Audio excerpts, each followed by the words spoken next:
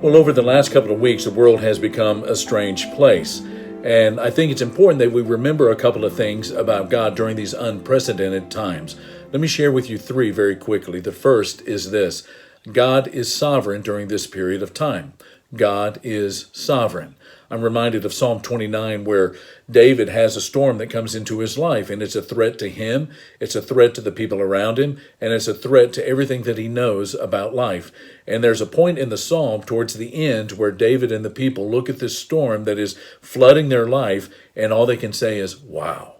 Well, the psalm doesn't stop there. The very next verse says that the thing that threatens us is not a threat to God, doesn't catch him off guard the way that it might have caught us off guard, that God is enthroned above the flood.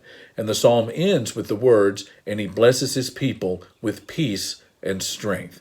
God is sovereign during this time and will bless your life with peace and strength during this period. And then number two, God wants to use you and your church wherever you are.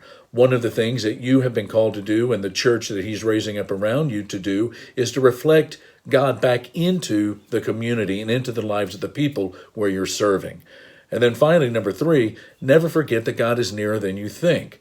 When my children got themselves into trouble, or they were hurt, or they were into some kind of a crisis, they actually did not have less of me during that period of time. They had more of me. There were more of my eyes that were on my children at that time than ever before. And it's the same with God, who is a father to us. We are his children. We have more of him now than ever before. I think of Romans chapter 8, that great chapter in that great letter that talks about all of these things that are deadly to humans, but they never separate us from the love of God. And then finally, one of my favorite verses in the entire Bible, Hebrews chapter 13, never will I leave you, never will I forsake you. May God bless you as you minister to people around you during this time.